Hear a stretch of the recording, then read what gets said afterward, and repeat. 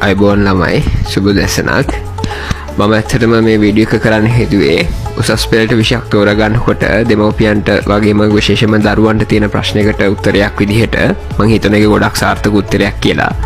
ඒ කියන්නේ පුතා අපි උසස් පෙළට විෂයක් තෝරගන්නවා කියන්නේ අපේ මුළු ජීවිත කාලය අනාගත වෘත්තීය ජීවිතේ වගේ දේවල් වලට බලපානවා. ඒක විශේෂ සම්දිස්ථානයක්. ඒ නිසා උසස් පෙළට විෂයක් අපි තෝරගන්නකොට මතක තියාගන්න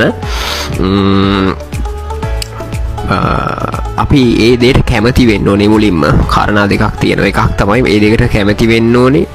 ඒ වගේම අපි ඒ දෙයට දක්ෂ වෙන්න ඕනේ නේද?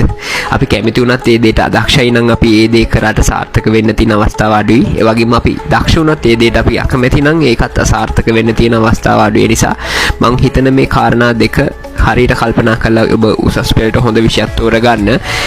එකක් අපි ඒ දෙයට කැමති වෙන්න ඕනේ. අනිත් දේ තමයි ඒ දෙයට අපි දක්ෂ වෙන්න ඕනේ. ඉතින් ඒක ගැන හිතලා හොඳ ගමනක් අනාගතේ සාර්ථක කරගන්න හොඳ විෂයක් තෝරගන්න කියලා මම ඔයගලන්ට යෝජනා කරනවා. Thank you.